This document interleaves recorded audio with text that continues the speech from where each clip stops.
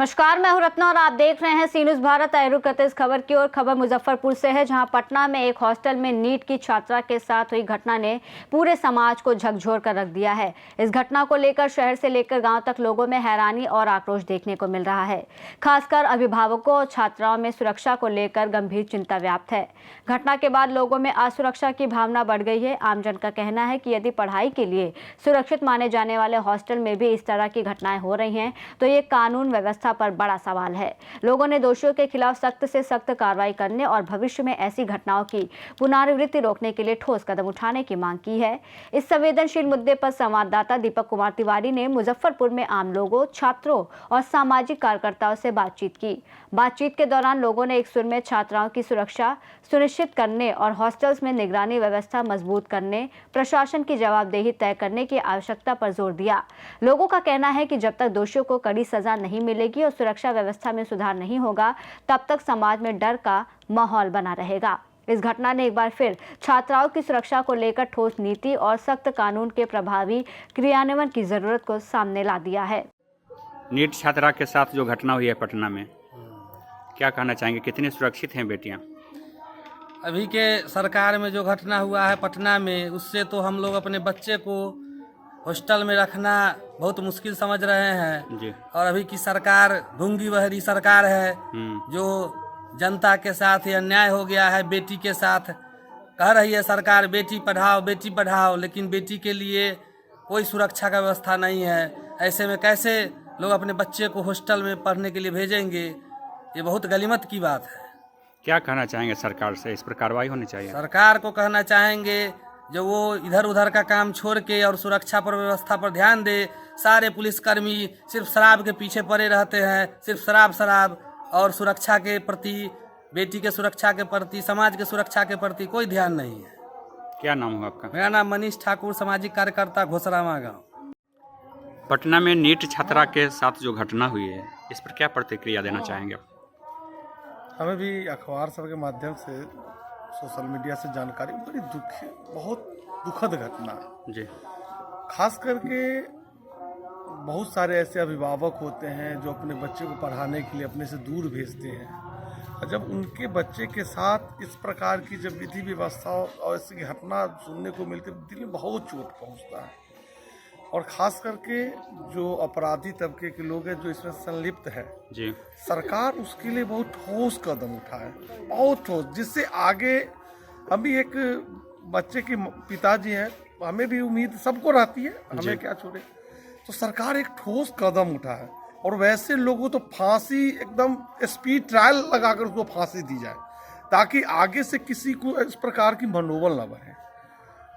बहुत दुखद घटना। हॉस्टल में ऐसे में बेटियां सुरक्षित महसूस कर पा रहे हैं आप? नहीं, बिल्कुल नहीं कर पा रही। अगर कर पाई हो तो करती रहती, तो ऐसी घटना नहीं घटती। इस प्रकार की सुनने को मिला है, ऐसी घटना कदापि नहीं घटती। बहुत दुखद घटना घटी है। सरकार को अविलंब और जितना जल्द हो सके इसके दोषियों को पकड़ के, हम तो कहते हैं भारत में ऐसे कानून है, बीच चौराहे पे उस सबको गोली मार देनी चाहिए। जिस प्रकार की घटना को वैसे भी उसको मृत्यु दी जाए फिर भी वो कम है।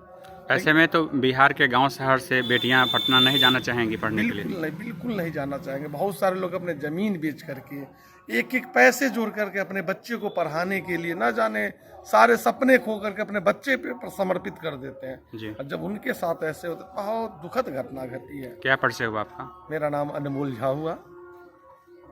पटना में जो घटना हुई है नीट छात्रा के साथ, क्या बताएंगे? घटना के विषय में मुझे पता नहीं है, लेकिन अब सब तो हम तो नहीं देखते। हॉस्टल में बेटियां कितनी सुरक्षित हैं? अब कुछ सरकार का भी दोष है जी और कुछ गार्जियनों का भी दोष है। जी। केवल आपको सरकार पर ही छोड़े, कुछ गार्जियन का भी दोष है। क्या मांग करना चाहेंगे सरकार से?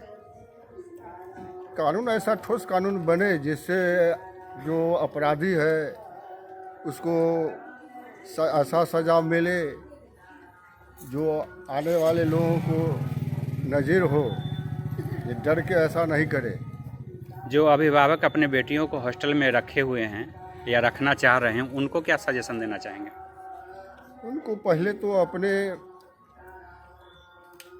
अभिभावक को चाहिए जो आपको उसको बच्चे से ही संस्कार के विषय में, सनातन धर्म के विषय में उनको समझाना चाहिए। जी सनातन धर्म है क्या?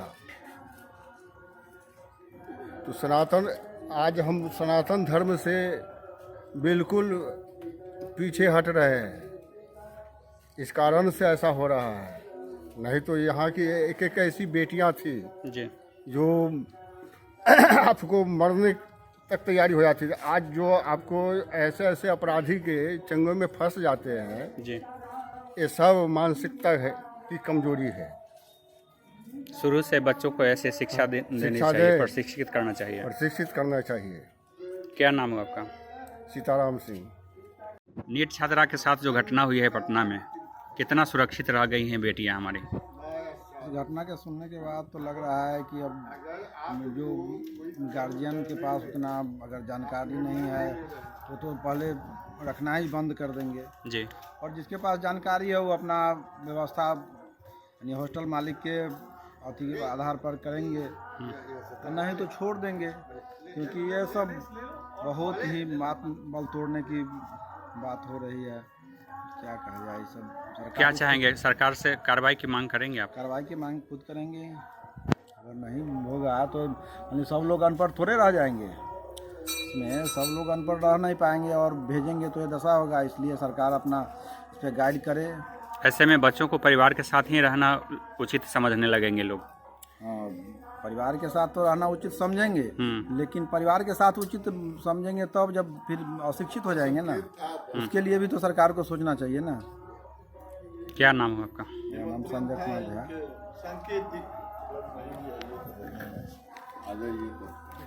नीट छात्रा के साथ जो घटना हुई है इस पर क्या करना चाहेंगे?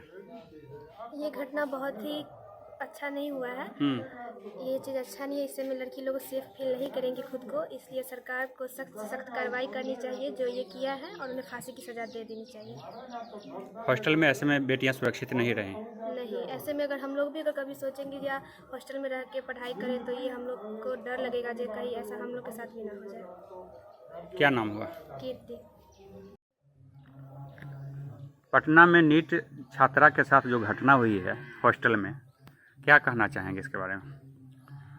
इस घटना से तो लगता है कि जो ग्रामीण क्षेत्रों से लोग वहाँ पर अपनी बच्चियों को रखते हैं, उन सभी में भय व्याप्त है। जी क्योंकि ये सुनियोजित कांड लगता है। लगता है कि पहले ही से इस तरह का जो हॉस्टल संचालक हैं वो लोग इस तरह का काम करते हैं और बच्चियों को गलत दिशा में धकेलने का काम करते हैं। तो ये सुनियोजित है। उसी में से दो चार को अपना बना के और सारे को चाहते हैं कि बारी बारी से गलत काम करे।